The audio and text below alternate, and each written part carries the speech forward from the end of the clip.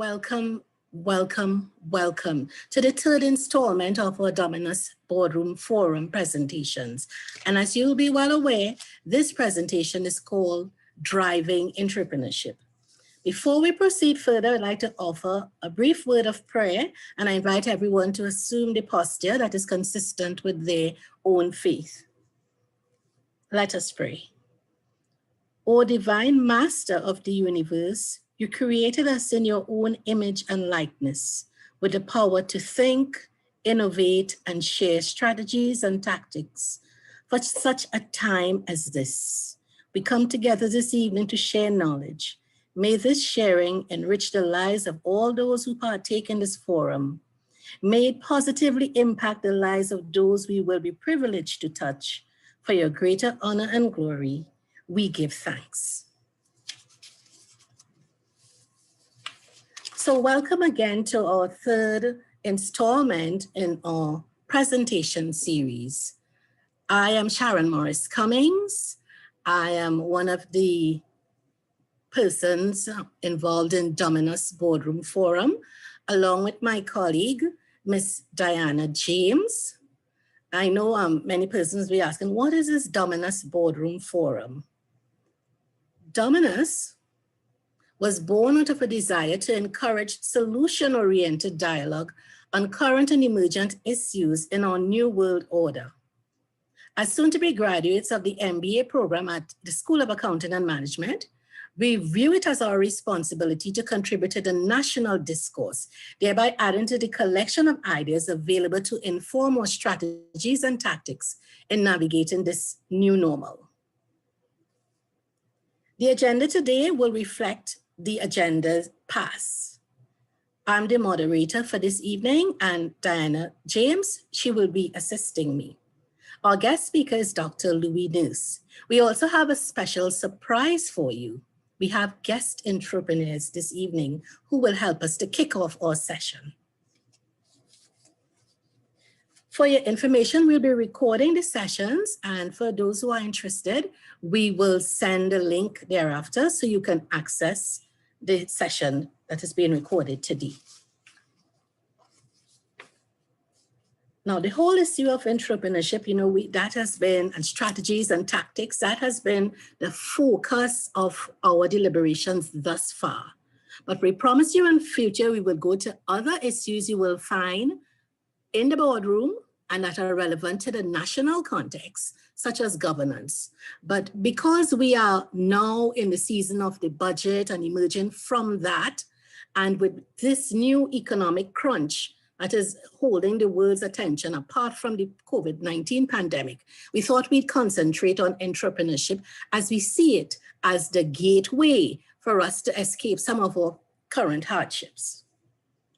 So without much further ado, I'm going to introduce one of our entrepreneurs for today, Ms. Colleen Burnett. Hi, good night. Hello, good night, Colleen, and welcome to our forum, and thank you for being here with us. Thanks for having me. Yes, you're most welcome. Now, we're just going to ask you a few questions because in this forum, we want persons to focus on our entrepreneurs. As far as we are concerned at Dominus, you are the lifeblood of the new and emerging economy in Trinidad and Tobago. So we just have a few questions to ask you. Can you tell us a little about your business and what got you started in that business? Well, the name of my company is Pure, and I focus on all natural products for hair and skin. And I got started when basically I went to the local cosmetic store, and every time I visit the store, the prices of the all natural products keep rising. And I realized that even that is the cost of it, the cost of the products keep going up, but the cosmetic stuff itself is not all organic. It Okay. it's filled with all these harmful chemicals and everything that is harmful to our body and our skin and our hair. So So the I quality decided, was not good. not for me. So Yes, I okay. decided that I'm gonna start and let me create something that will be good for our skin and hair. So what range of products do you create? Do you manufacture? I make from body butters to foot scrubs, sugar scrubs, or I do hair treatments as in purification of the hair, in the health, dealing with the health of the hair. Yes. Um, I also make soaps and also the strain from the cosmetic side. I also make candles because Okay. candles also helps with the aromatherapy, and that is also, it also stimulates the mind. Okay. Um, just out of curiosity, how did you come by all this knowledge about the properties of the things that you're making now? How to go about making it? Research. Research. Yes, Okay. research. I had to physically learn what oils, what butters, what vegetables, what fruits, every single thing. I had to research on every single thing and then test, give out samples, get get feedbacks, read read up on the different types of skin, the different types of hair. It was something. Wow. So what keeps you going? And just knowing that I am just literally on the tip. It have a whole wide range of other ingredients, a whole range of other products that I haven't even touched yet. So just knowing that I can literally create everything by just using Sorry, we lost your voice a little bit there, Colleen.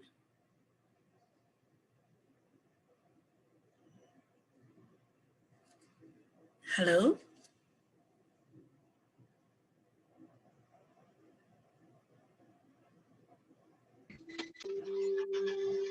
Colleen? hello, hi, Yes, we lost your voice a little bit there.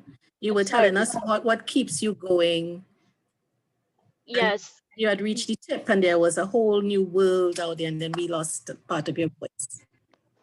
yes, as I was saying, the knowing that things that we bypass every day,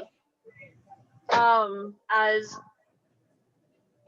we can use to you can use that to make to improve our skin, improve our hair by the simplest thing we didn't even know, as Okay. hibiscus flower. A Okay. hibiscus flower has so many benefits to your body. I didn't even, Wow. I used to pick the hibiscus and throw it away when I growing up, until recently I found out all the benefits from a hibiscus flower. You have me very curious now. Could you tell us at least one benefit of the hibiscus flower? The the hibiscus, it is used for, it to help eczemas, Wow. I and didn't know that at all. yeah, eczemas is not curable but is manageable. Simple as using the hibiscus. The hibiscus infused in oils Yes, it's really, really beneficial. Oh, thanks for sharing that revelation. I've never heard that before. And you know, at the risk of TMI, when I grew up, when I was small, I had eczemas, you know, coming from the country, mosquitoes, skin. Anyway, let's get back to Colleen. So I want you to tell us, in terms of your experience, what would you say are the 3 top essential qualities an entrepreneur in this time needs to have? Motivation. Yes, motivation. You need to have a strong support system. And you the third one, I would say motivation again. That's just how important the motivation is. You must be motivated to do what you love. Okay. If the motivation falls short, I guess you would not reach your target. No. Okay. And any other quality you think the entrepreneur should have, like an entrepreneur's toolkit? Think about an entrepreneur's toolkit, something you must have.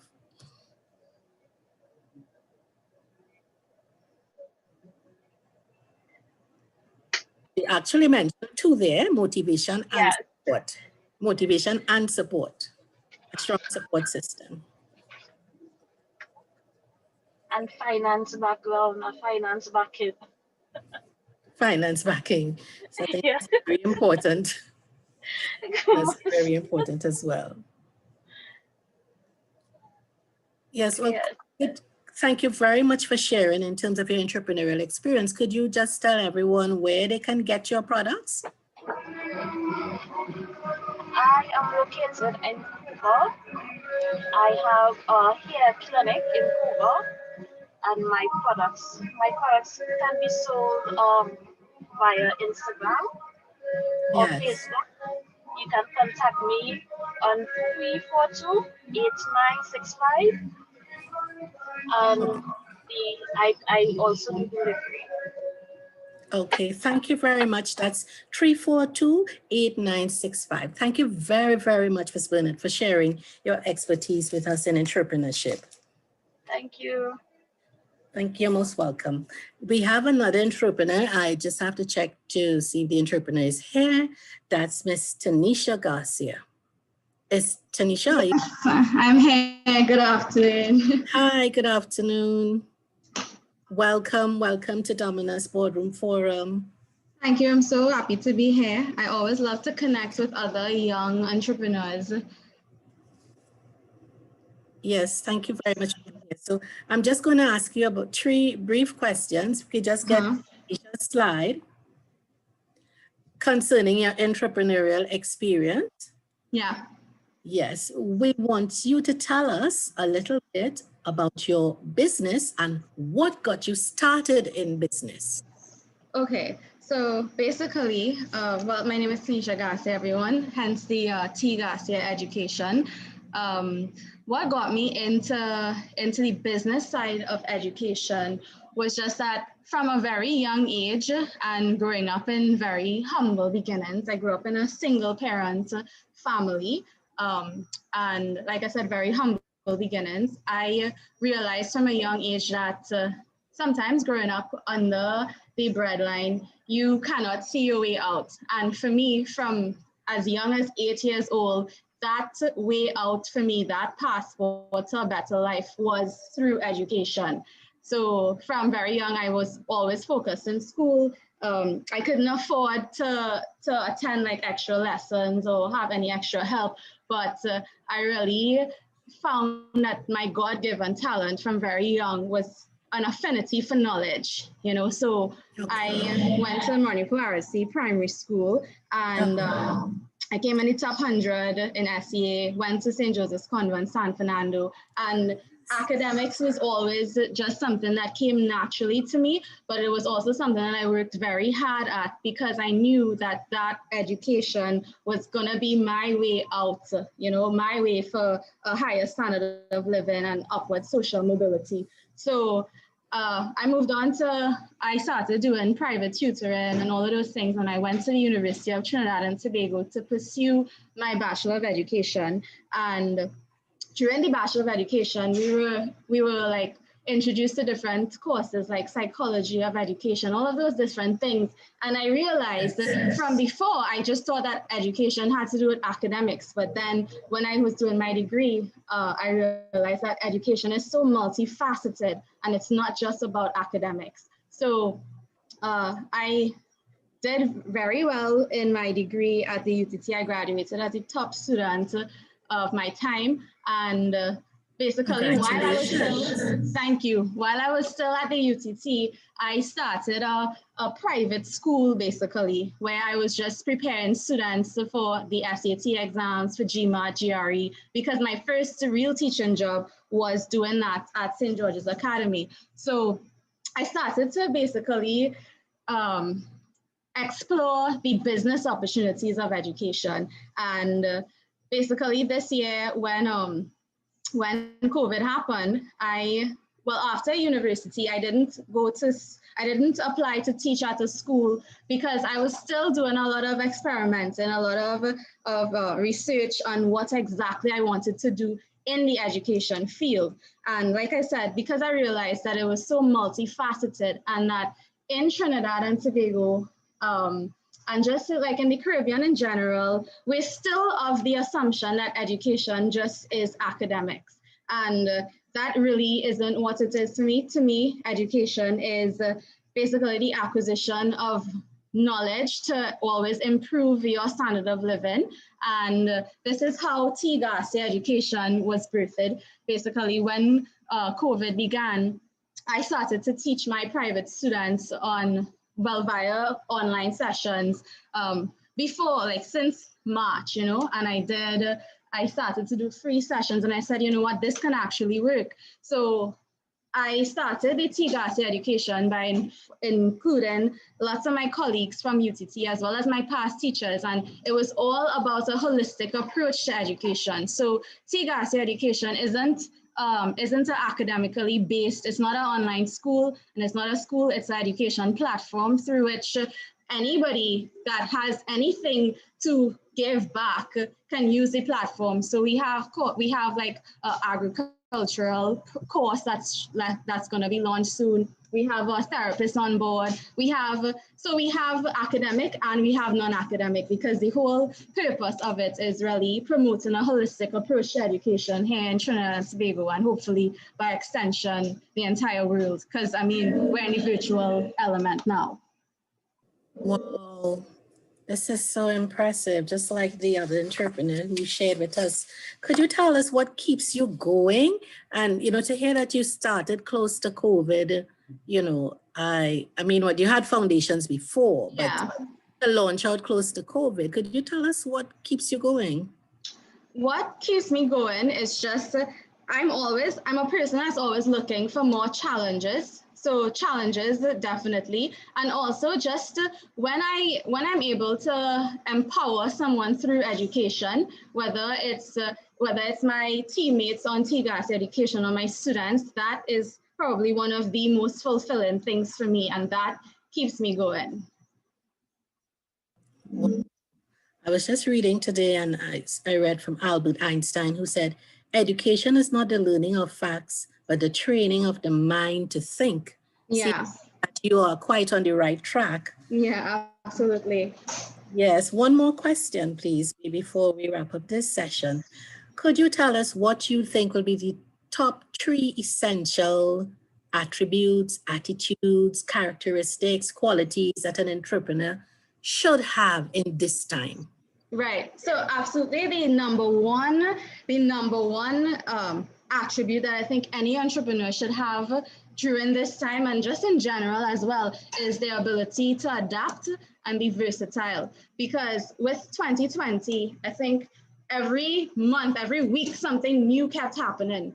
And if you weren't able to just adapt to the times, change your thinking, be an open mind, do your research, and really analyze the situation, you would have most definitely been left behind, or on the wrong side of things, because we've seen so many companies face closure, you know, during this period. And in some instances, it was inevitable because of the nature of the company. But that is what, I mean, being an entrepreneur isn't about running a business and isn't about owning a business. It's more about being able to analyze and assess risk, you know, so really being adaptable in that department, assessing your risk, seeing that, okay, you know what, this company cannot survive through a climate like this.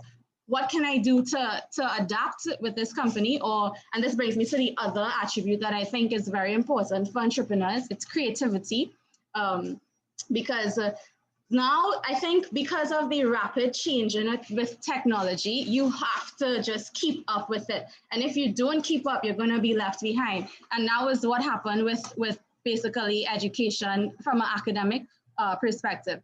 I started teaching online since last year. You know, COVID just accelerated it for me, because I was already looking into that element, you know, to remove the physical barriers with the students that I could have reached.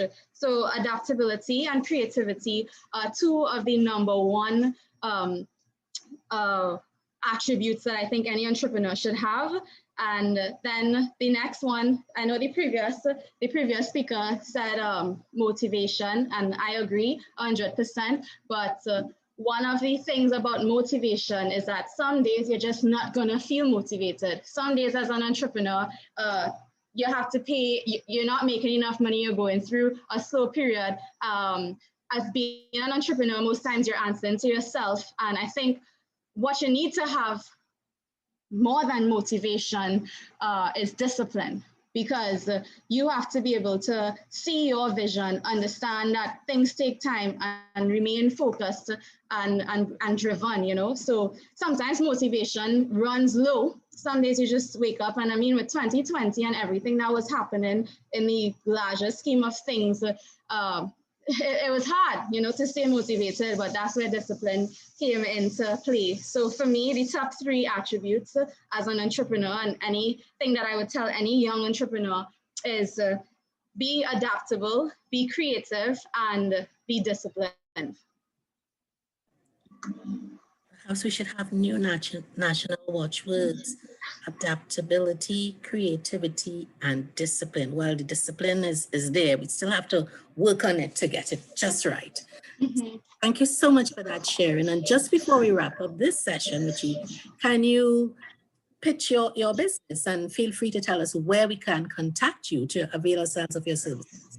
Yeah, okay. So on the screen, if you're seeing, it's Seagas Education. So you can visit the website at www.Seagas Education, and you'll see everything there. You'll see the About Us. You'll see all the educators. We have about 25 educators on the platform right now, with both academic and non-academic services, such as you can go and you could do therapy sessions with a therapist. You can learn music with a renowned musician. There are basically all of the secondary school subjects are available for individual tutoring or online group classes, as well as primary school. So you can visit the website. You can check us out on Instagram. Everything is seagasia.education, Instagram, Facebook, and that's my contact, 494-2915. So if anybody needs more information, you can always send me a WhatsApp message or call. Thank you ever so much, Ms. Garcia, for sharing your expertise with us. You're welcome. Thank you for very having much. me. Thank you. You're most welcome. And of course, thank you to Ms. Burnett as well. So without much further ado, we go into our feature presentation, which will be the presentation of Dr. Nurse. And I call upon my colleague, Ms. Dianna James, to do the necessary introduction.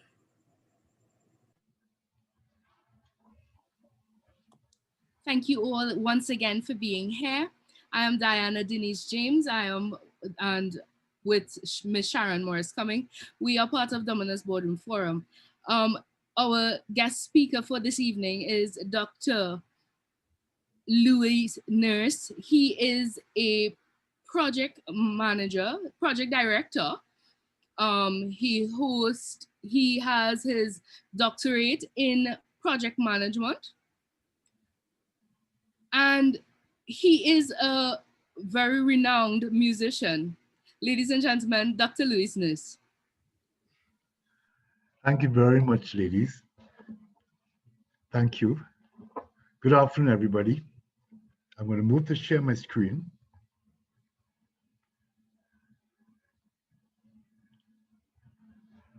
And welcome to Driving Entrepreneurship. I want to let you know that entrepreneurship is a key element in business development and value creation.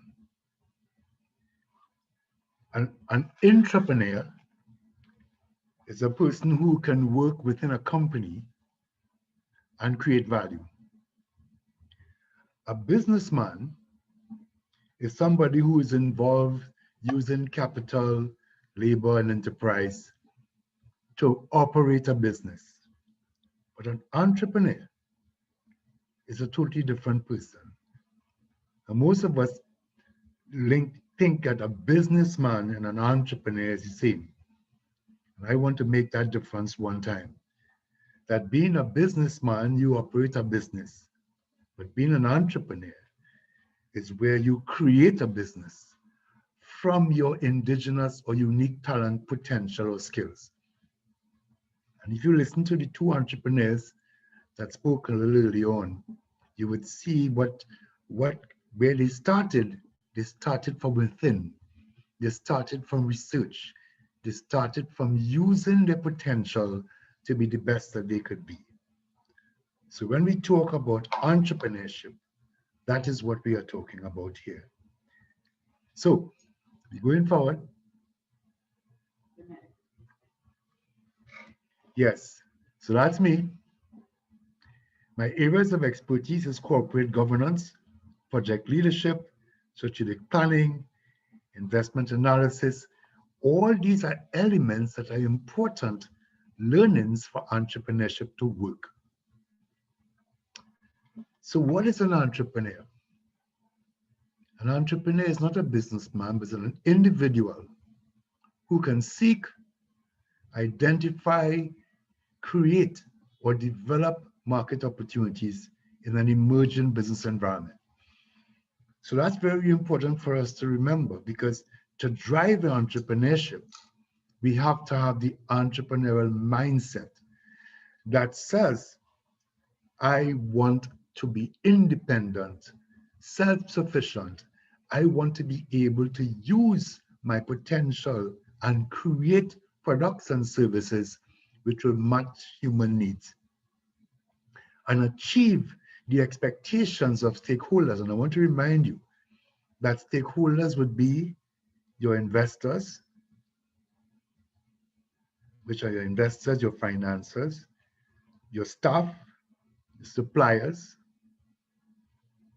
your customers, who are the most important ones, the state or the government, the society, and the most important person in my view, our ecology or Mother Earth. Because one of the things about today's entrepreneur is that we have to do business in a fashion and a method that will support the sustainability of our planet. So the entrepreneurial mindset is our biggest challenge, because to create a business means you have to start like a seed. You plant a seed and it becomes a tree over time. So in creating a business, one has to learn how to be first confident about your business idea. So entrepreneurship is a diagnostic way of thinking which involves strategic leadership. And whenever you hear the word strategic, I want you to think about being able to deliver a future. That's what strategic is. So the entrepreneurial leader manages human resources, making investment decisions while building a success organization. Now, a success organization means that you have to persuade and influence others to participate in this journey because you can't do it alone. So a critical part of what drives entrepreneurship is your ability to gain and persuade others to support this particular endeavor. As you pull the team together, whatever the relevant group that you need of skills, you got to be able to sustain your competitiveness by delivering customer satisfaction. That's one of the areas that we think about. We think about product focus. I have created a product. Many businesses have created products. However, to sustain and be continuous in the development and growth of this product use, we need to focus on customer satisfaction. Customer satisfaction builds customer loyalty, it builds confidence, it builds credibility, and most important, it builds repeat business. For the entrepreneurial leader, another driver, he has to ensure or she has to ensure compliance with best practice, ethical, legal, and quality standards. In other words, if you're going to want to run a business, you have to learn. This is where education comes in. An important part of being an entrepreneurial leader is understanding what is ethics, what is the legal and quality standards that are required for your business operation to be sustainable. And most important, understand the principles and practices of corporate governance. And corporate governance is, how do I manage my organization? And one of the things that good entrepreneurs do is that they separate the organization between themselves as a producer and understand that management and corporate governance is another set of skills. So that is why you end up with a marketing manager, an accountant, an administrator. In other words, in setting up your project organization or your business organization, to be able to meet the requirements of corporate governance, you have to divide your organization into skills that are interdependent, interrelated, interconnected, but are able at the end of the day to be a cohesive force to deliver the value that you are trying to develop. And that is supported by corporate social responsibility. At all points in time, you are responsible for your product. You know what? If you put your product in a package and that package is thrown in a drain, corporate social responsibility means you take responsibility for that package even after use. The challenges we see with sweet drink bottles and plastics is that the people who manufacture all these water bottles, right? They make their money with the sale of the bottle and they take no responsibility for where it ends up. But plastic doesn't degrade. So I'm saying that part of today's entrepreneurship practice and mindset is that you will ensure that your ability to create a product and your responsibility goes to the point of what you do with the waste after that's created. Now, entrepreneurship in the Caribbean is not a culture. We have to understand that to be an entrepreneur, you have to first decide to be a producer of goods and services, employing resources, land, labor, materials, money, skills, and technology. In other words, most of us operate on the consumer side of the economy. So we want a job where we can get money so we can buy goods. But the entrepreneur operates on the supply side of the economy. Not only do they produce goods and services, but they become the employers. That's why entrepreneurship is 1% thinking.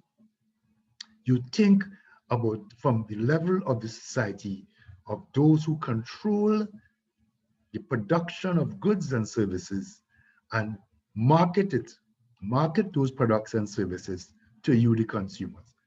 So an entrepreneur operates on the supply side of the economic equation. They operate on the side where they produce the goods and services for consumption. But the key drivers of entrepreneurship is imagination. We have stopped dreaming, but your imagination allows you to find and see new opportunities in the marketplace. When you listen to the comments that were made by the organic products that were being created, you can see the imagination. You can see the imagination allowing us to go to the point of inspiration, because inspiration is where you get creative products, where you get music. So in other words, entrepreneurship is not aligned only to manufacturing, but entrepreneurship is in that space where you can imagine it. It comes from a place of inspiration. You can create a product. You could develop new ideas which come to you. You can document them, put them in books. In other words, there are new lifestyle trends that are taking place in the world right now, where we see different social arrangements. People are living in different fashions. You are able to come up with inventions. In other words, you are writing the script for tomorrow. As an entrepreneur, you write the script.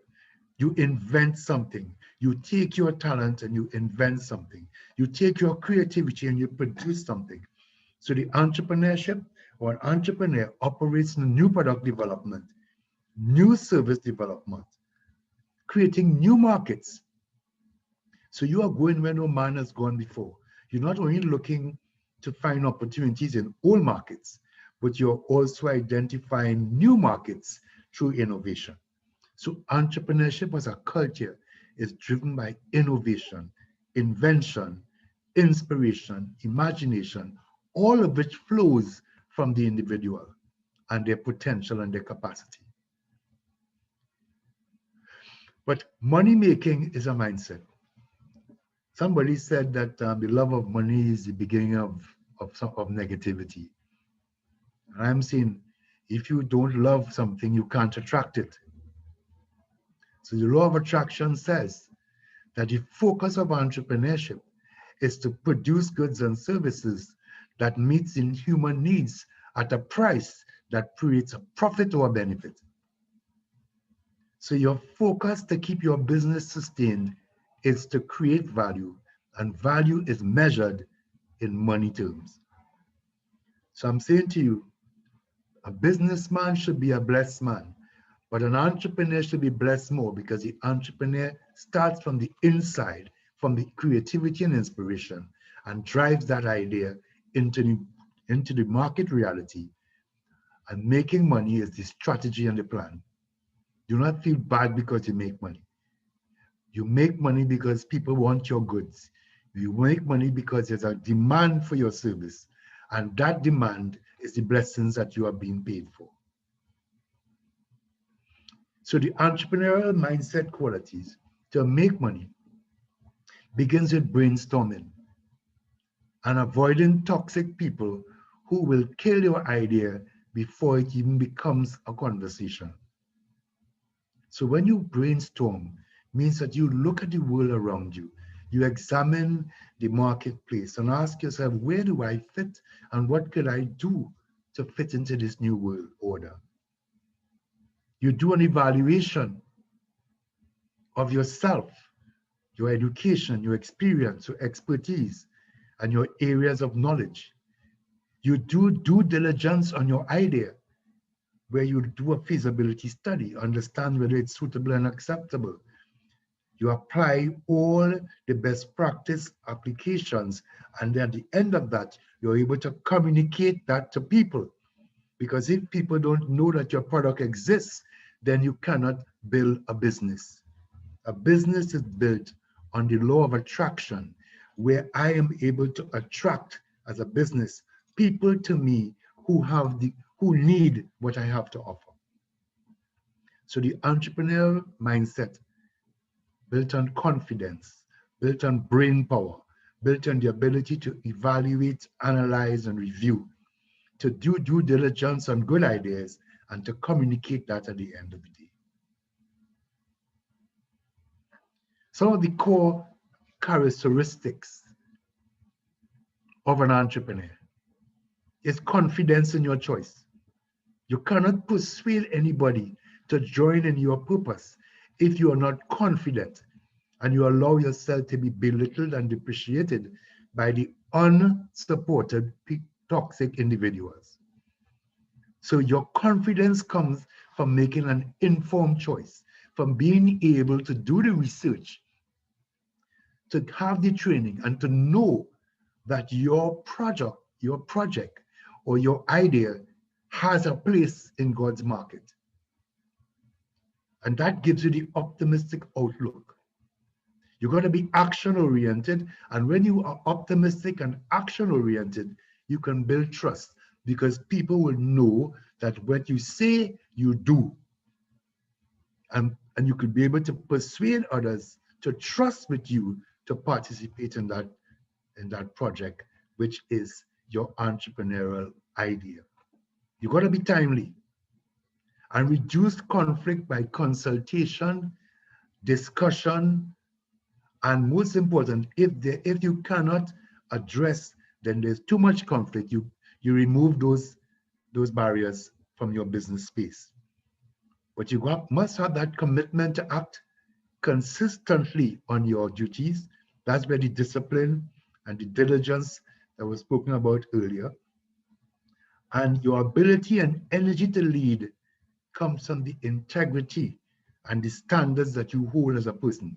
In other words, part of your entrepreneurship is to be able to present and represent the best, because people would not buy from people they don't trust. People would not associate with people with others who have no integrity. And congruence is the ability to build teams. So your core supporting characteristic that drive entrepreneurs is your ability to persuade others to join in that effort. But in joining in the effort, part of your capability as an entrepreneur is your ability to analyze, your ability to review a project idea and identify the business opportunities, being able now to persuade others, stakeholders, financiers, and other people to put their money in and be part of this progress. You've got to be able to create a new market demand. And today's markets, if you look around, people are selling out they're leaving the malls and going online. Amazon is expanding exponentially because more and more they are creating new market demand for new products, because the technological age allows the diversity of products to now be placed on the market. The market is no longer your jurisdiction, but the market is the world. And if I'm selling online and the world is my market, my product might not be suitable to some people here, but if 1% of 9 billion people or 1% of 7 billion people want my goods and they're paying online, I can have a business.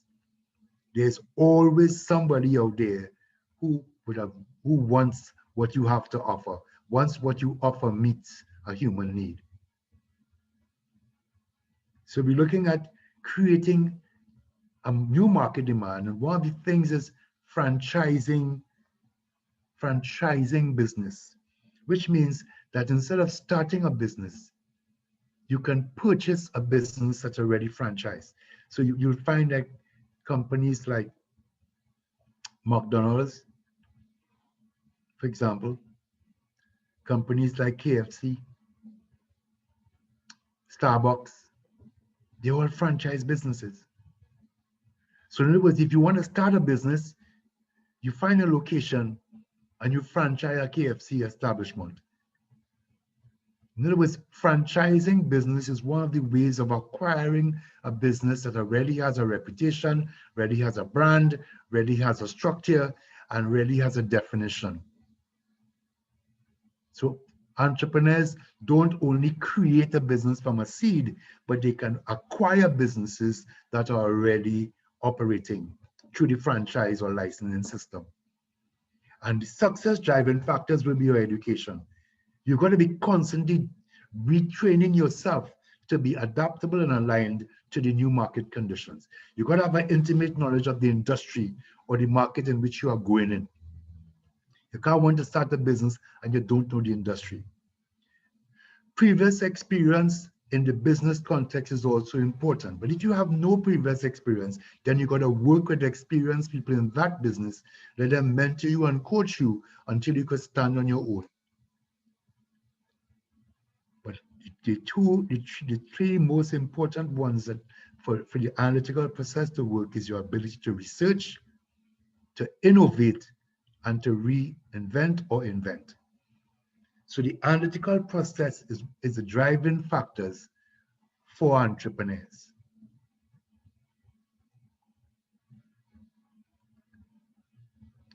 Entrepreneurial awareness. Let's get this one, because one of the problems that we have is that we have a culture of consumerism among groups. But if you all pay attention, is who are the people that are the major consumers in a society like ours? And let's think about it. The Chinese produces his grocery, the Chinese community, they'll come up with their restaurants. The Syrian community are the retail traders. I've just given you two examples, two groups. If you look at the chicken market, the production of chicken is done by Muslims in Trinidad and Tobago. So who are the buyers? And when you think about that, you'll realize that one of the challenges that we all face is that the group of people who are the consumers are the ones that we want to change. We want to be able to change. We want to be able to change our consumer behavior, because there are one group of people that does all the buying. And they're the ones who are the public servants, and they're the ones who are the fire officers, they're the ones who are the soldiers. In other words, the people who work on salaries are the ones that are the major consuming groups. And we want to suggest that entrepreneurial awareness at a time when unemployment is increasing, at a time when the government is reducing and frozen public sector employment, then the culture of consumerism has to be reversed to the culture of entrepreneurship.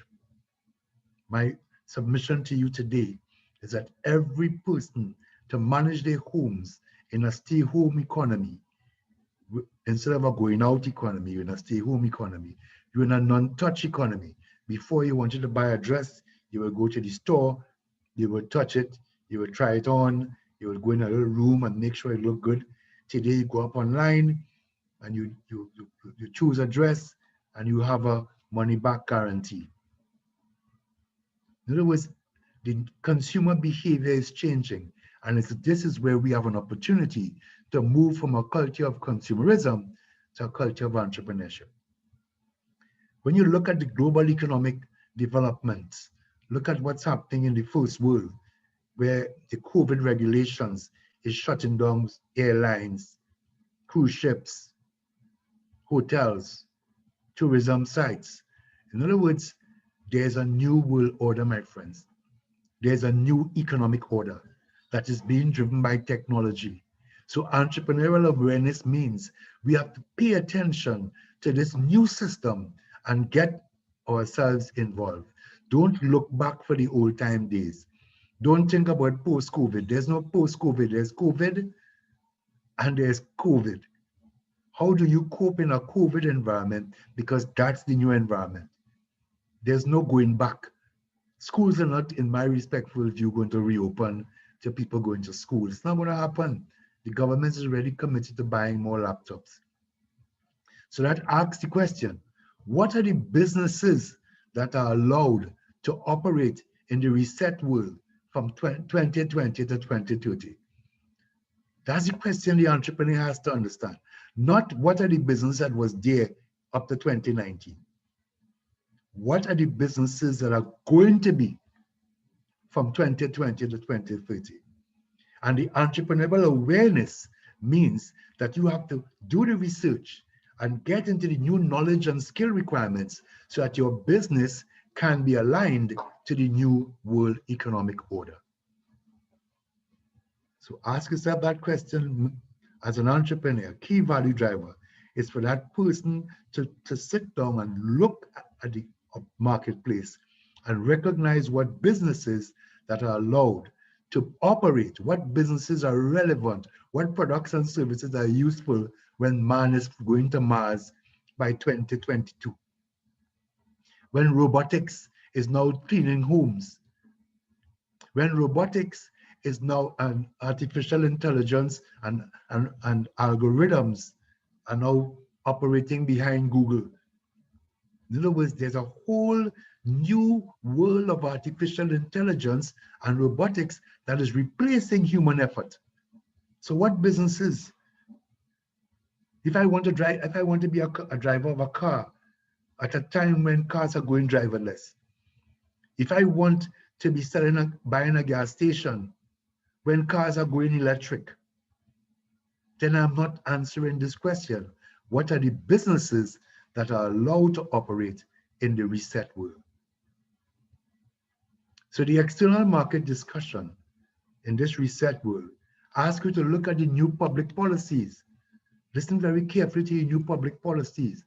Look at how the governments are changing their public policies, where in terms of Trinidad and Tobago, the government is going electronic. You're going to have electronic payment systems. That means that if you have electronic payment systems, do I need cashiers? Look at the new economic drivers. Understand that gas and oil and those things are obsolete. That what is driving us now is electromagnetic energy. Look at the new social standards, where same-sex marriages and those type of arrangements are now the new end codes, where people are now learning to get together by distance, where the concept of congregating is now being treated as something wrong. And the new technological applications, you're going to church online, the new laws that are being placed, the cyber laws and cyber crime, the new ecological values that are driving business management and waste management. And look at what's happening in the world between authoritarian rule versus democracy. We are moving into a time of authoritarian rule. You are seeing China in the East and capitalism in the West and democracy in the West. China is authoritarian with a leader for life. The West is democratic. But America now has its first socialist president. But what is authoritarian rule? Authoritarian rule is when the Prime Minister of Trinidad and Tobago could determine whether you go to the beach or not. That's authoritarian rule. And when you're looking at the zombie companies that are in the transition stage, all these hotels and restaurants and bars, right, which requires debt management, because these companies are operating on debt. They don't have the cash flows to pay their bills. Even their turnover, their break-even points, they're not making enough money at 50% capacity to be able to pay all their bills and their staff. So it requires business model redesign, where you have to look at new customer interfaces, look at new partnerships with your suppliers, identify new human resources, look at a new operations model, and look at a new finance model. In other words, business model redesign is very, very critical, because the world has changed. And if we don't adapt to the change by doing a proper industry analysis, looking at your competitors, looking at the trends, looking at the new supply chains, and the new technological platforms, you realize how many things are now emerging that are interacting that will decide your business model. Do I have a virtual model now? Can I have a virtual restaurant where people could come? Can I have people who could come home and cook for me in my house rather than me going out to have a meal in a place? So new ideas are required because if consumer patterns are changed, there's a reduction in the money supply, there's an increase in unemployment based on the old economic order, a rise in poverty levels. Just remember that there's a rise in the poverty level now as robotics replace workers, cars become driverless, work and train from home becomes the norm, office buildings become useless, the energy sources change from gas and oil to renewable energy. These are the external markets that when the entrepreneur looks outside, he doesn't face it in terms of a doom and gloom. He faces it to see where the opportunities. So in order for us to grab those opportunities, which is a driver of entrepreneurship, market intelligence, you got to research. You're researching the market and investigating the trends in the political, economic, social, technological, legal, and environmental market, the external. And this is a critical technique. Because if you don't do the market research, if you don't do the product research, look at what's happening with your virus and look what's happening with the vaccine. Everybody's researching to find a way to solve and create a vaccine which will allow humans to become humans again. But market intelligence and entrepreneurship is foundation on enterprise, which is the ability to connect to the emergent situation, anticipating the future. And to do that, you have to understand the rate of change and the business cycles of boom and bust. Right now, my friends, we have gone through a business cycle of boom, and we are heading, or we have started the decline into bust. All the organizations you speak into today, government is receiving less taxes, they're receiving less revenue from all the economic drivers, and that feeds right down where the banks have reduced their profits because of IFRS 9. In other words, we are heading into a time of deflation where prices will come down, but people can't buy.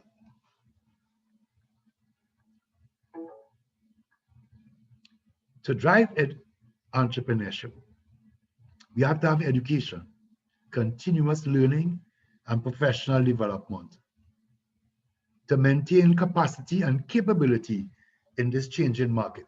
Just remember, friends, when you wake up tomorrow morning, the world you woke up in is not the same world you went to sleep in the night before. You may get up in the same bed, but the world is changing. The issue of data management, you've got to be able to not only analyze data, but you've got to be able to maintain your data. And the new laws require us to maintain data for a minimum of 6 years. So data management, data analysis, data storage and retrieval has to be supported by the issues of cybersecurity. The challenge that we have in an online world is the role that is played by hackers and criminals who are using the cyber system to their advantage. You've got to be able to build the optimal organization with the skills, the structure, the culture, the systems, the operational and competitive strategies must be up to date. So you want to build a business now, you've got to start to work from home one time. There's no point in renting an office and then going back home. Then you've got to build your room in the back of your house to be your office. You've got to have situational awareness, which is business intelligence and identifying fake news. If you don't do proper business intelligence, you will make decisions on fake news. And today, the concept of what is real, what is perceived, and what is facts has become so distorted that an entrepreneur must be careful to make an informed, positive decision. You've got to ensure you have evidence, research, data, facts, so that you make decisions on that rock of facts. Then waste management. In doing our business, we got to have environmental sensitivity. Being green and doing the things right is going to make your business sustainable. To promote organizational development, which is what entrepreneurs want to do, we've got to be able to understand corporate governance, which is the knowledge of the laws and regulations which frame the market, and understand that those laws are evolving. Every time the government goes to parliament, they change the laws. They change the laws for driving your cars. They have all these amendments to the Proceeds of Crime Act, amendments to all the acts are being amended. So in other words, corporate governance involves managing change so that your organization is always adapting. Financial literacy and competence. You got to have accounting skills, because IFRS 9 promotes risk-based management. And risk-based management means that in taking any action, you have to provide for the risk. So financial literacy and financial competence is one of the training that every entrepreneur should have. Basic accounting skills, understanding cash flows into the future, where the value of a company today is the value of its future earnings. Understand break-even analysis, knowing how much you have to sell to pay all your bills before you make a profit. Understand the level of working and fixed capital that you have to make your business work, so that your investment size is adequate when you start. And the other one is your strategic financial analysis, being able to use the ratios and these accounting ratios to tell you on a daily basis where you are in terms of your progress towards profitability. And then you need to understand project-based management, where project-based management is a new way of managing business. Personnel management became human resource management. Sales management became marketing management. However, project-based management, general management has become project-based management, where you understand to achieve your competitive strategy is by a series of activities which can be called projects on their own. So you're managing for scope, you're managing on a proper schedule, you involve cost management, quality management, human resource and system management, technology management, which is important. People buy computers and you have to cater for redundancy. You have to cater for replacement. Then your information infrastructure, your website, and all these things must be updated. These are not things you just put up like a house and you just leave it like that. You've got to be constantly making it interested. Your data management, storage, retrieval, and protection. But a key one is prayer. Yes, entrepreneurs pray, because inspiration and the level of energy doesn't come from yourself. It comes from a higher source. And if you note that the Muslim man would not sell alcohol in his premises, because he has a philosophy that drives his behavior. There's a prayerfulness that goes with it. And if you look, the Hindus, in other words, Christian people, when we start a business, we have a blessing, you cut a ribbon, and you open the business with a prayer. You open the bridge with a prayer. In other words, prayer is an integrated part of entrepreneurship and the ability to do it right every day. Understanding this God force is important, because it's God that connects you to the world. And this is God's will. Entrepreneurs understand that their vocation, their mission is to be inspired to produce something that the world wants. That's what made Bill Gates what he is. That's what makes Jeff Bezos what he is. That's what makes Tesla what they are. In other words, these men and Facebook, Mark Zuckerberg, they have become billionaires and trillionaires. Why? because they understand that they have produced something that the world is buying. So they start from a culture of I can. And if you look at their symbols, you look at their logos, those symbols and logos all come from a philosophical place. God was the first project manager. And I'm saying to you, entrepreneurship is about creation, creativity, and that didn't come from you. So that philosophy, that project management delivers strategy. But when you look at designs, that in your project, in your business, your logo, your colors, the things that you adopt to represent your brand are built on geometry. So an entrepreneur understands his vocation is to support others to be the best they can be by contributing a product or service to improve human lives. The value that you provide to others would measure the value you receive. We are all value investors. So let me make that statement again. The value you provide to others would measure the value you receive. What you give is what you get. What you sow is what you reap. The laws of consequence determine that they say, love your neighbor as yourself. Do what you do because you love to do it, and do it because of the love you have for others, so that you will do unto others as you like them to do unto you. Those principles are not necessarily Christian. Those principles are the principles that drives entrepreneurship. So you manage your earnings to build wealth in your balance sheet. I want you to remember that. Earnings is not wealth. Earn is what you do with your earnings that becomes assets in your balance sheet. So that to drive your earnings, you use marketing. To keep it, you have your operations. You manage your finance. You manage your human resources. But the most important one, I want to remind you again, you are managing your research and development, where you constantly retool, you constantly make yourself up to date with knowledge.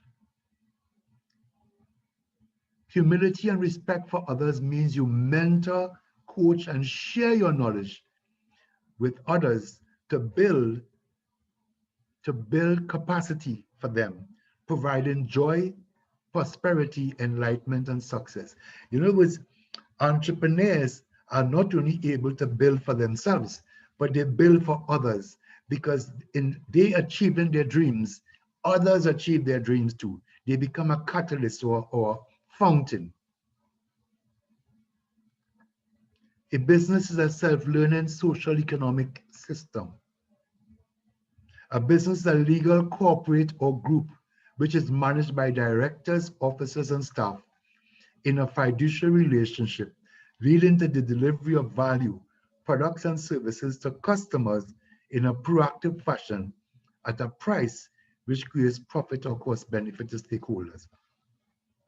So understand that, my friends, a business is self-learning, because as you become more experienced in the activity, as you become more confident in what you are doing, you are able to lead others. And the fiduciary relationship says, as an entrepreneur, you start a business, but the business is an individual outside of you. And therefore, your responsibility is to do the best for yourself and do the best for your business. So entrepreneurship is the process which inspires business development.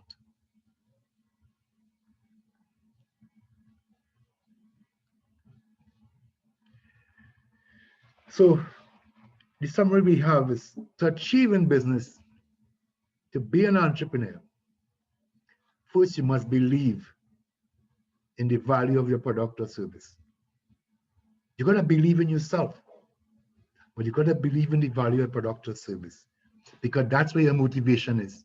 When we talk about motivation, motivation comes from my belief that what I am doing based on my information will bring value to the world.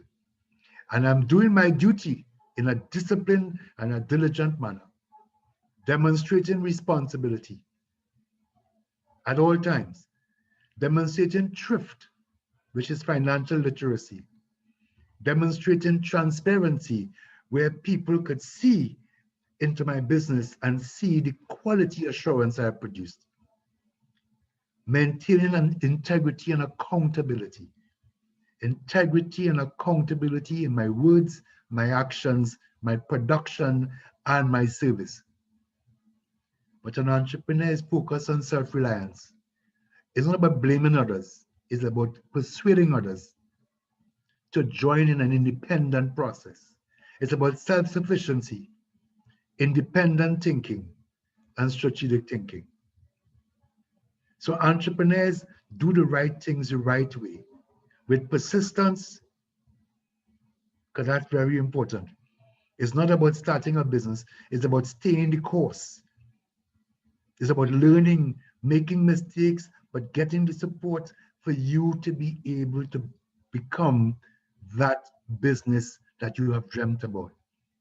It's about perseverance, the projection of your talent and potential with the participation of a team or organization, knowing the relevant policies, procedures, and processes which align in the jurisdiction, in the marketplace. What are the policies that support my products?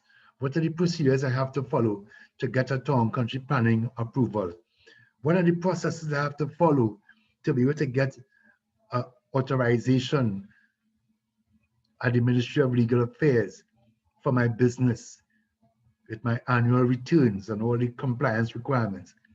But the most important one is to understand consumer patterns and what customers want, not only today, but into the future. Then progress, prosperity, and success will emerge. The focus of an entrepreneur, the mission of an entrepreneur, entrepreneurial thinking, the entrepreneurial mindset, the key driver of entrepreneurship is the commitment to progress, personal development for yourself and others, prosperity for yourself and others. And when you hold those two, success for everybody would emerge. So together we would aspire, and together we achieve. Thank you very much. And this is my presentation for today.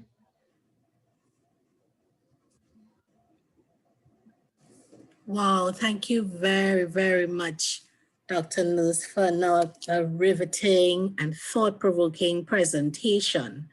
You know, if I didn't know better, I would think that Ms. Burnett and Ms. Garcia and Dr. Nurse conspired on this presentation, because you can see all the threads being woven in. You know, the young ladies gave the practical perspective, and when Dr. Nurse is giving the theoretical underpinning, you can see the threads crisscrossing and they're being validated. So thank you so much to our presenters and guest speakers this evening.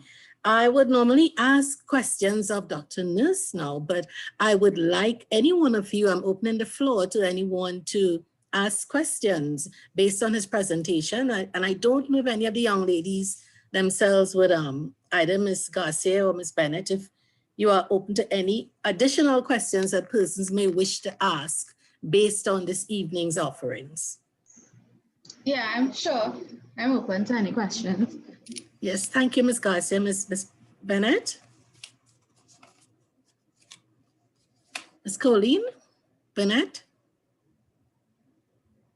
Well, she probably isn't on. Yes, but thank you so much for that. So any questions from anyone?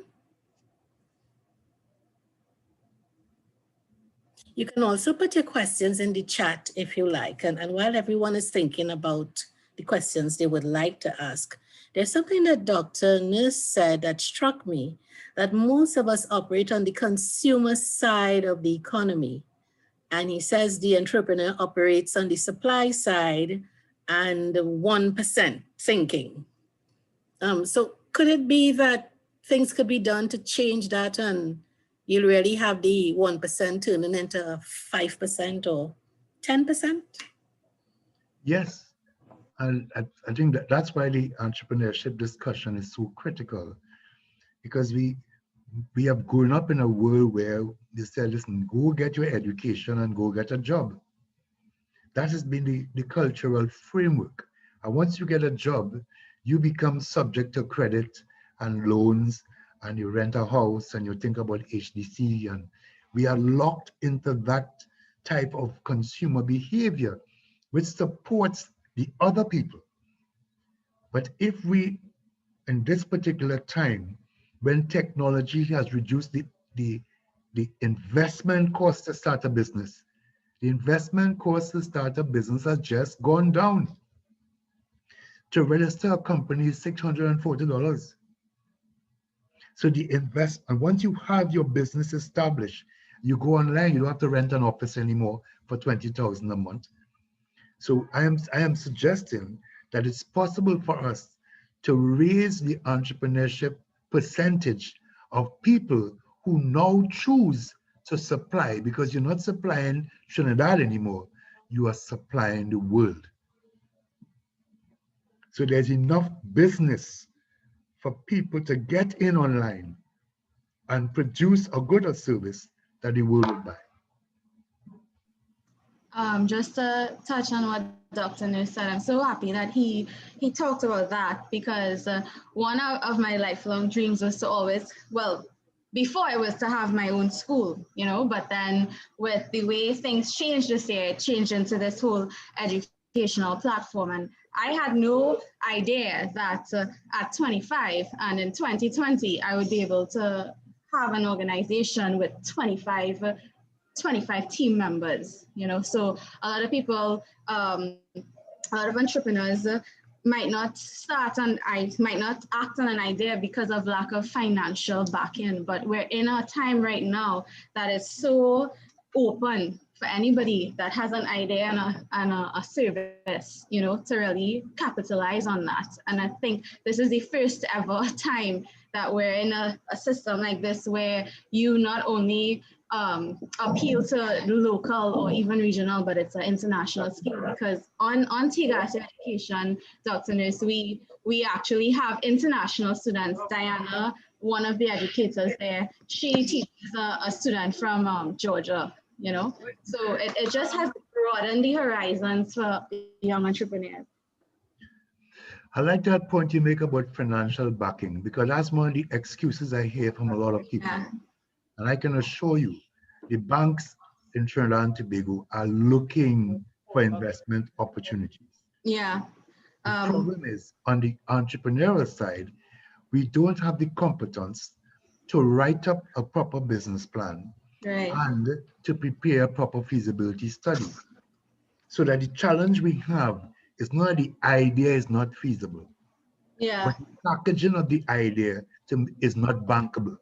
right. Dr. Nurse, one of the things too that I think a lot of young entrepreneurs don't understand is how to use leverage. You know, the banks are there. Yeah, you don't want to lock yourself into like basically depreciating assets and those sorts of things. But the leverage is there, because a lot of stuff that I have done in the last 2 years with respect to training, when I had to travel and do certain things, it was all based on using leverage, calculated risk, and understanding the leverage. Well, that's very important. The concept of leverage is being able to use assets to create the investment. Mm-hmm. Remember, it is the future cash flows Right. that gives you the real sustainability. Absolutely.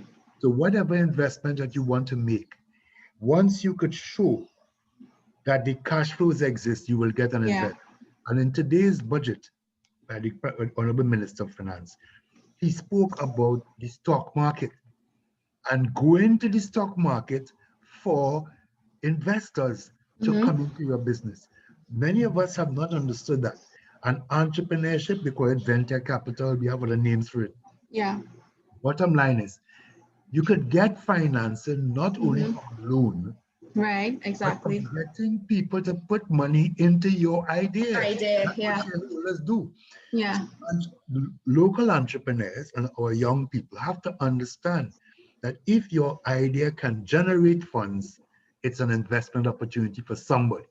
Exactly. Dominus, I love that you said that too, because one of the things I think that keep back a lot of young entrepreneurs is that selfish mindset where they want to, sometimes it's a difference between being self-employed and actually being an entrepreneur. You know, where a lot of young people, they don't want to involve investors, they don't want to involve partners, and then you end up like, let's say whatever product or service you're given, it's only so much that you alone can do. When I initially started Seagas Education, it was really, at first, to be quite honest, it was really just a website that had all of the services that I offered. But at the same, it's only one of me. How can I do marketing? How can I reach a wider audience? I am not a marketing director. I have no expertise in that. Yeah, I might be able to read and learn how to do it, but this is why you need to hire. This is why you need to partner and strategically align yourself with trained and experts in different fields so that your business can reach that level of scaling. You know, and I think that's something that a lot of young entrepreneurs, they make a mistake by not involving strategic partners in the business. And that's what keeps them back from growing to the maximum capacity that they can. That building the success organization means getting the participation, as you say, strategic people who bring to the table the skills you need to support the pyramid. Yes. Business development is a pyramid. It is. It is many serving one purpose. That's why it's an arrow. It's many serving one purpose. And it's that arrow at the point of sale is really the brand, is really the product, and the need for that product is at your point of sale. So Right. like how a rocket goes into the air, you are driving forward with your rocket with the full support and energy of those participants, your shareholders and your stakeholders. I'm with you completely on that one. Yeah. Yes, thank you very much. There are two questions on the chat. Yeah. Good, everyone. It's from Shalima Fakira to everyone. My question, does the TTMA in any way, is it involved in assisting potential entrepreneurs? That's one. And the other question from Sati is, do you think entrepreneurial approach can help to end COVID-19 crisis? What? So first question, the involvement of the TTMA, and the second one, do you think an entrepreneurial approach can help end the COVID-19 crisis? So they ask if the question on the TTMA, Trinidad and Tobago Manufacturers Association, give me that context again. And does it in any way get involved in assisting potential entrepreneurs? To be quite honest, I don't know. If the TTMA, Trinidad and Tobago Manufacturers Association, does that, what I know is that members of the TTMA do operate in programs where they mentor and coach young entrepreneurs to give them the support in developing their businesses. I can say that. That's my answer on that one. Just to add to that as well, there's a new, a relatively new organization called Planting Seeds Caribbean, which is basically kind of like the local version of Shark Tank. I'm not sure if anybody knows about Shark Tank, but it's basically a collection of billionaires who invest in just generally in businesses and entrepreneurs. Once you can, like Dr. Nurse said, once you're able to show the profitability capacity, the ability to generate profit of your business, then you can approach like Planting Seeds Caribbean and they might, invest in you. Yes. Now, that second question, if entrepreneurship can stop COVID-19, An entrepreneurial approach, can it help end the COVID-19 crisis? And my answer to that is yes. There's no COVID-19 crisis. I want people to understand that there's a change. It's called disruptive technology, creative destruction, where new technologies are replacing old ones. We call it a crisis for what? It's an opportunity to change. It's a change that's being driven. So COVID-19 is a virus, but the virus is a stimulus or a catalyst that has brought about a change in the economic order. So where the crisis comes in is that the people who are obsolete, the businesses that are obsolete are all talking about is a crisis. But Amazon has no crisis. Google has no crisis.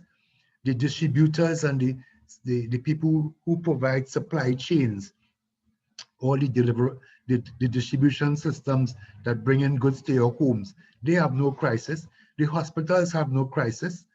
The pharmaceuticals have no crisis. In other words, there is opportunity.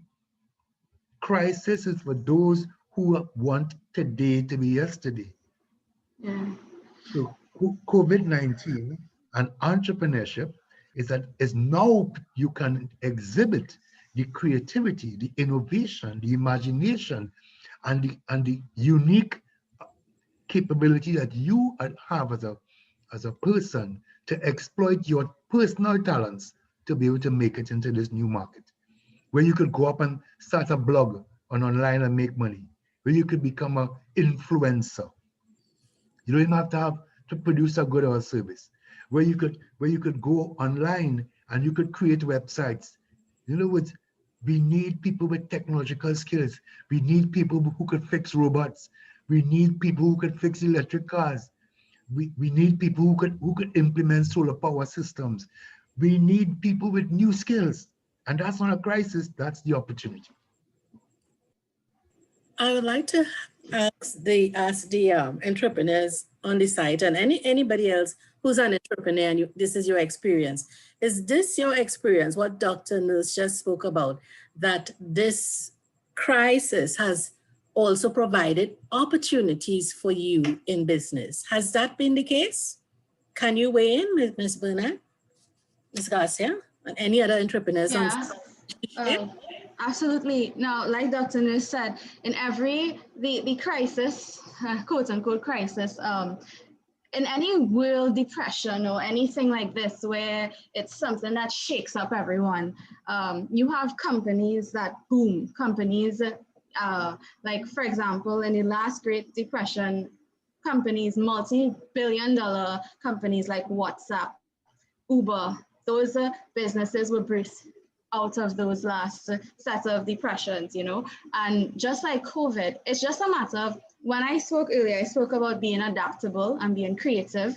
It's not trying to dwell on the past, but seeing what is needed now and what is going to be needed in the near future, and creating some sort of goods or service to fill that gap. Now, COVID-19, basically the effects of COVID-19, I should say, on basically the regular traditional classroom and education, the effects of that has basically skyrocketed my business. You know, it was a catalyst for growth for me.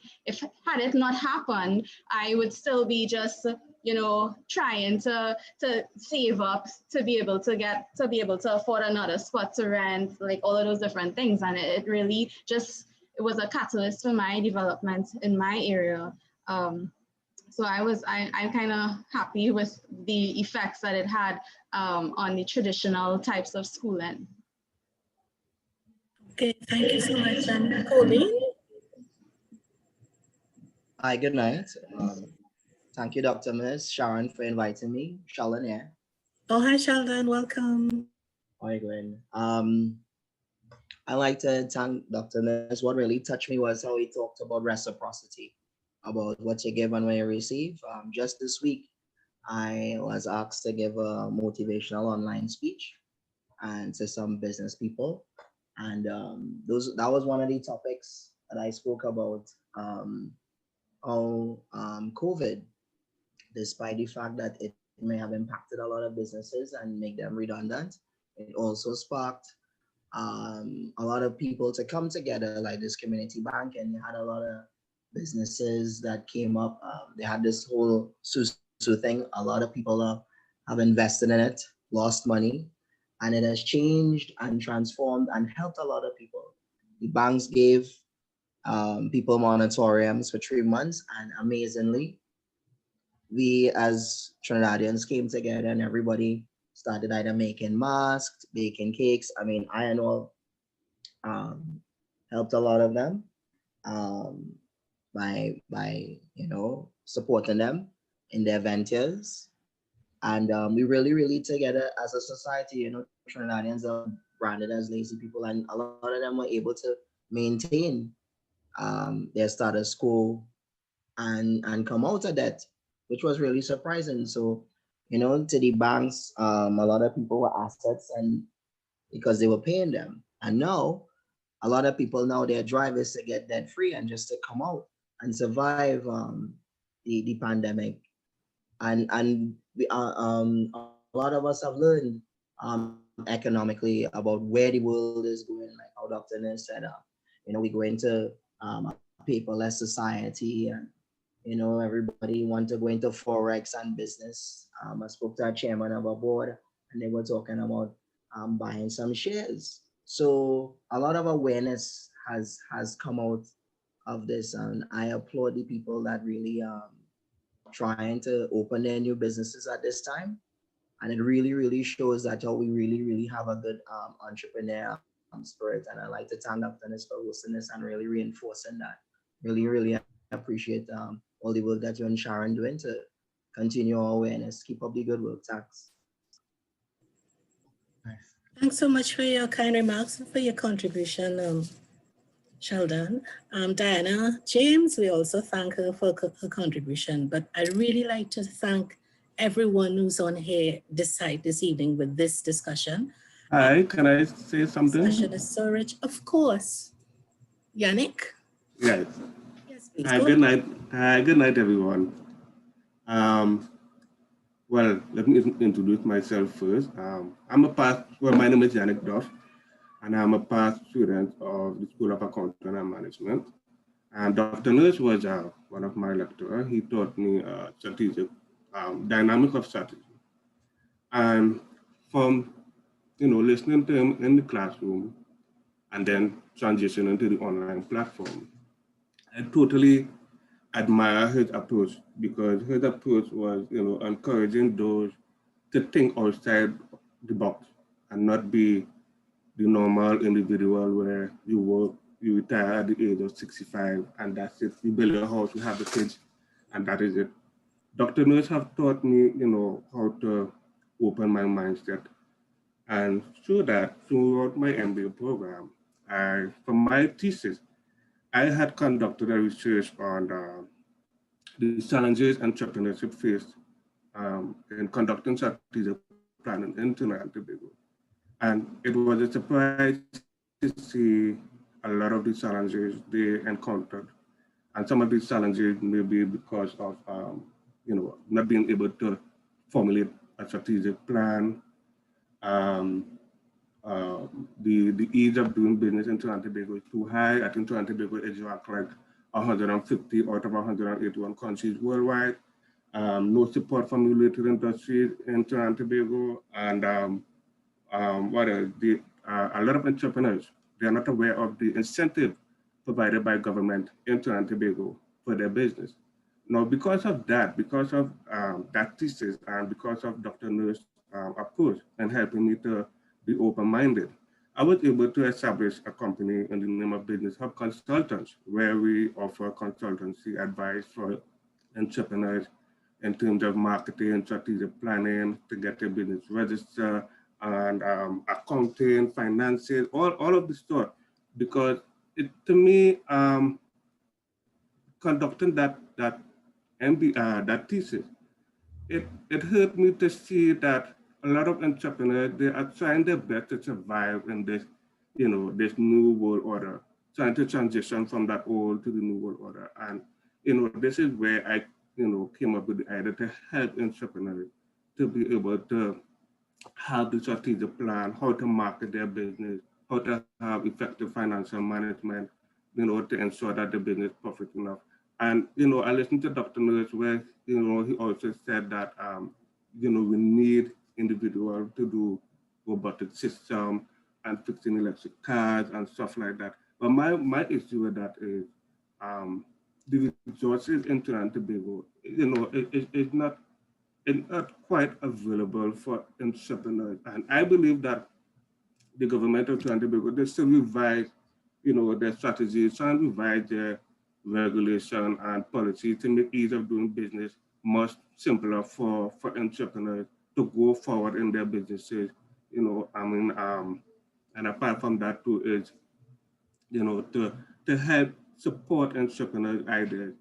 And I think government has a major role to play in, getting and supporting entrepreneurs, and in addition to that too, I will advise anyone on, not in just this platform, but for other future forums you guys may have, that, to encourage to have Dr. Nurse on this platform because of him. And, and I've never gotten the chance except to tell him thank you, for helping me get that open-minded, be innovative, be creative in my thinking, and, to be able to help others as well.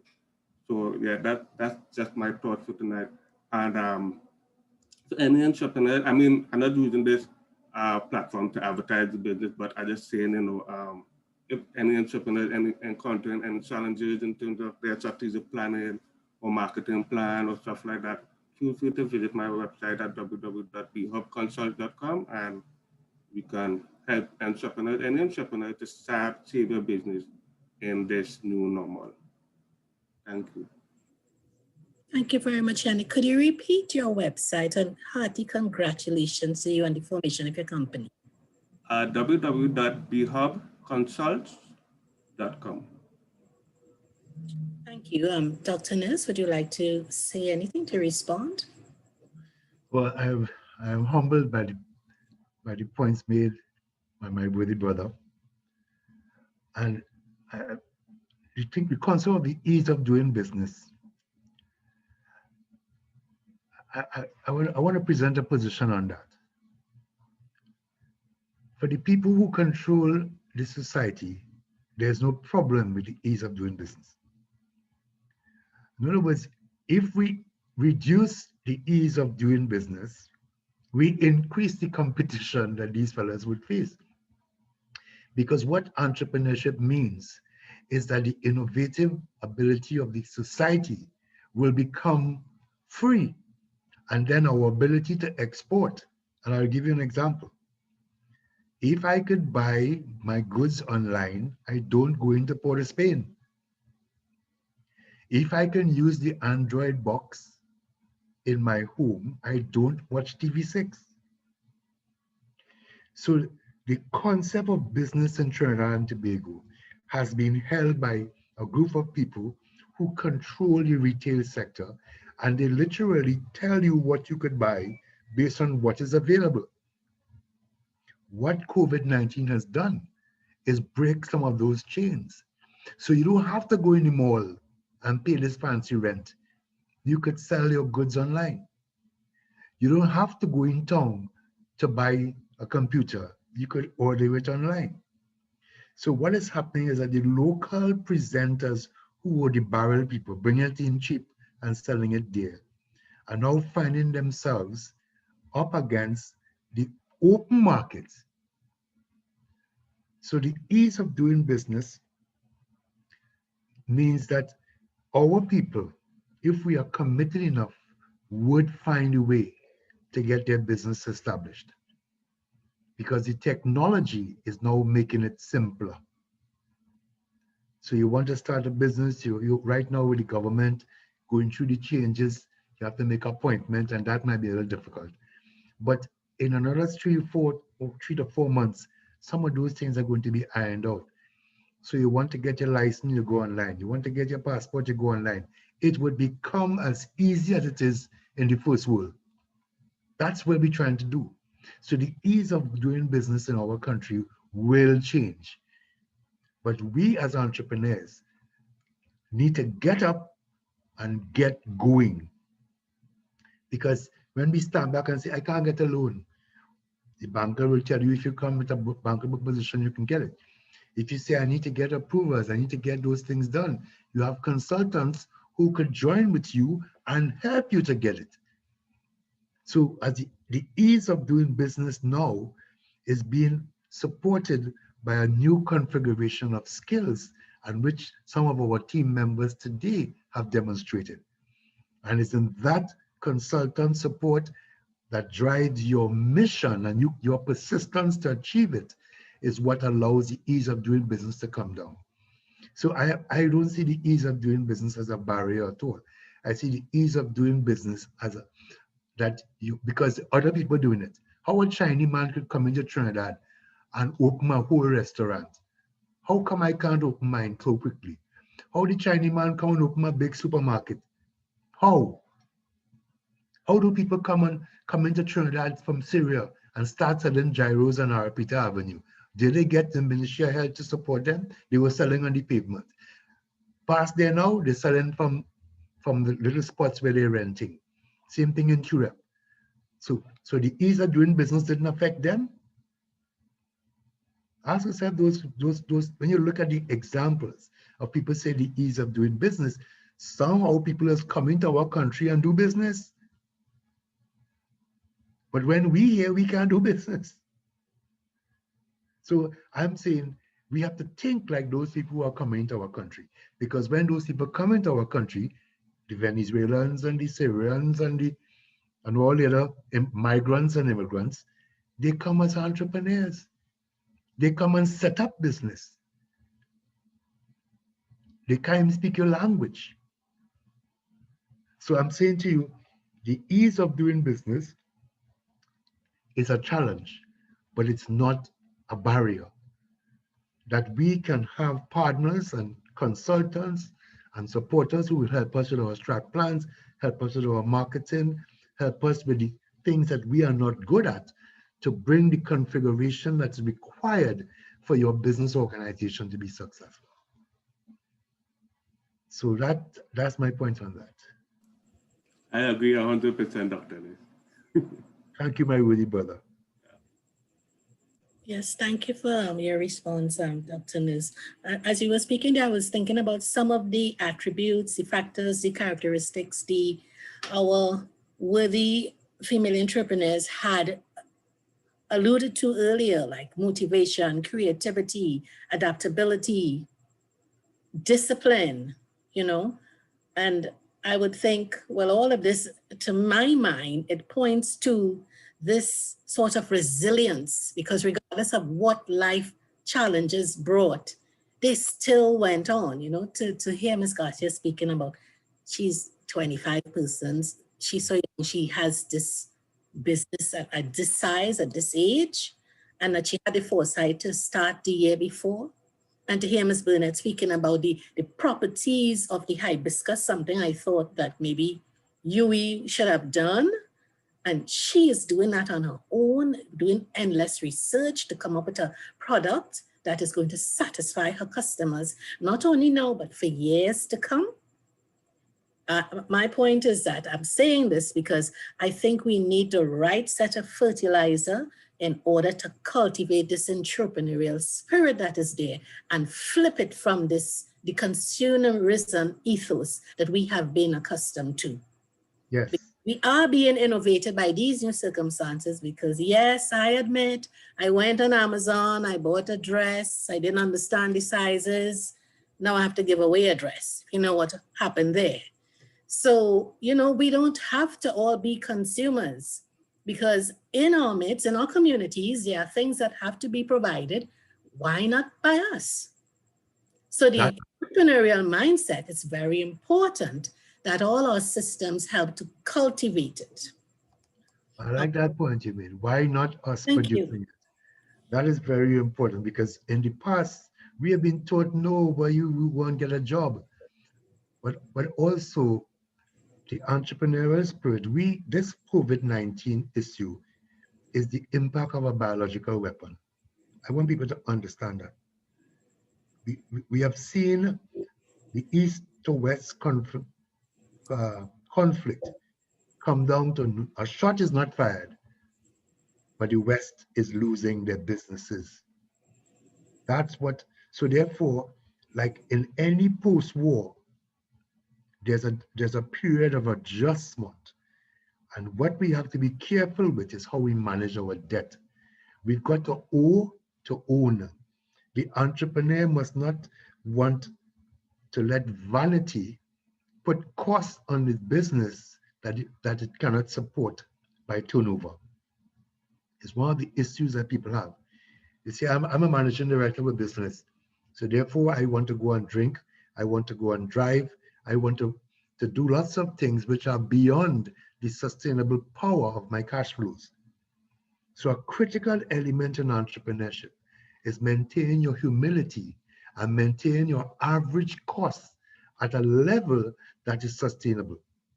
Don't go use a credit card and don't do this and do those things, which is good for your friends in a bar, but it's bad for your balance sheet and bad for your profit and loss account. So in developing this post-war era, I'm using the word war deliberately,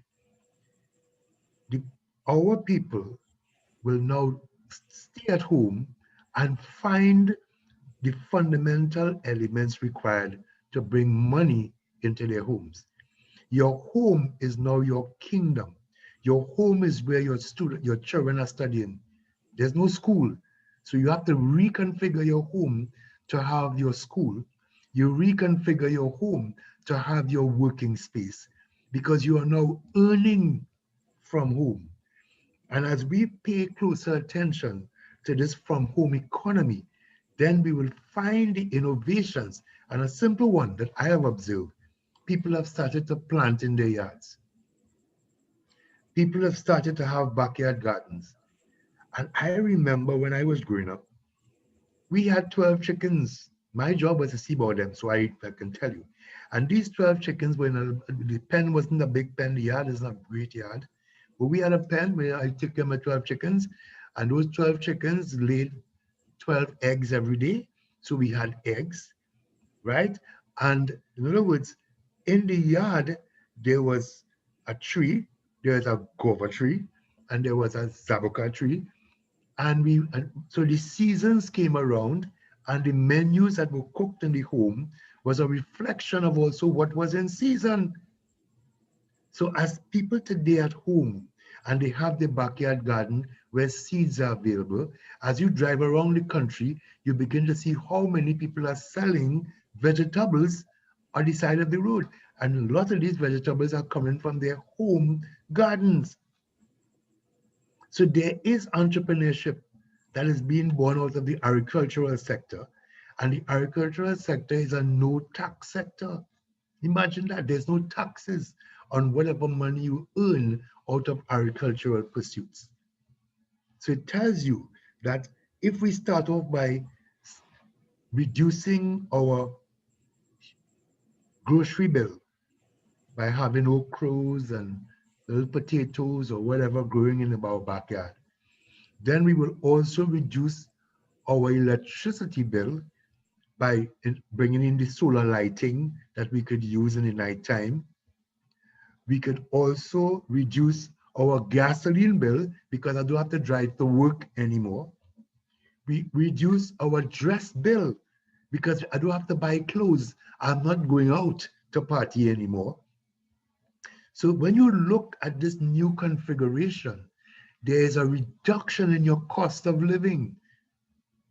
There is a direct reduction in your cost of living because you are actually reducing your consumption behavior. And that's what entrepreneurs understand. That we now must produce enough for ourselves and a surplus to offer others, which we can sell to them for a price. Yes, thank you very much, Dr. Nurse. Well, we're almost out of time, close to the 8 p.m. It's funny how time goes fast when you're having fun. Before we leave, I just want to give plugs and credits to the persons who have businesses. Pure, don't forget Pure, Nature Made Beauty. Don't forget Seagas Education. Let me just flash these screens again so you can see. And if you came on early, you would have heard some lovely music. That is courtesy Dr. Nurse, a man of many, many talents, and the soca jazz album called Rejuvenation. So just check it out on the website. So I now invite my colleague, Miss Dianna James, to do the wrap up, the vote of thanks. Thank you, Sharon. It is my privilege to pose the vote of thanks. On behalf of Dominus Boardroom Forum, I extend a hearty vote of thanks to our guest entrepreneurs, Ms. Colleen Burnett of Pure, Nature Made Beauty, and Ms. Tanisha Garcia of Seagas Education. Thanks to our guest speaker, Dr. Nurse, for his presentation on driving entrepreneurship, highlighting the key elements of business development. And finally, thank you to all of you that came on to the forum to either educate yourself or to further build your knowledge bank. I thank you all. This link for this recording will be available to you. If you want a link to the recording, you can put your email in the chat and we will send it to you when it is ready. Thank you again for joining us. Okay, well, before we leave, I want to know if Dr. Nurse, do you have any parting words to say? Well, I would just like to encourage everybody not to be optimistic, but to be optimistic at this time. We are living in an era that is the greatest, because one of these days you'll be telling your grandchildren that you were around in 2020 when you saw the change in the world from the information economy, the industrial economy, to the digital and robotic economy, that you were able to ride through this transition and come up with a product or service that the world wanted, and you were able to transfer that knowledge and product into the hands of consumers, that you were able to create generational wealth by changing away from being a consumer and a complainer and becoming an employer and a creator. The difference in your life today is, can I be an entrepreneur? Can I be a strategic leader and change the world with my unique qualities and talents? So go forth with God's force and multiply. That's the plan. Yes, thank you very much, Dr. Nurse. And I would leave everyone with these parting words. If not you, then who? So look out for other chapters in our continuous education on Dominus Boardroom Forum. We have some exciting chapters coming up. There's one in December, and we will give you a sneak peek. If you leave your email and express your interest, you wish to get advance notification of what's coming through the Dominus Boardroom Forum. So everyone have a very good night and stay safe. We will leave the site open for about 5 minutes, so you'll have time to put your email addresses in to indicate whether or not you wish to have a copy of the proceedings tonight. Thank you, everyone. Have a blessed night.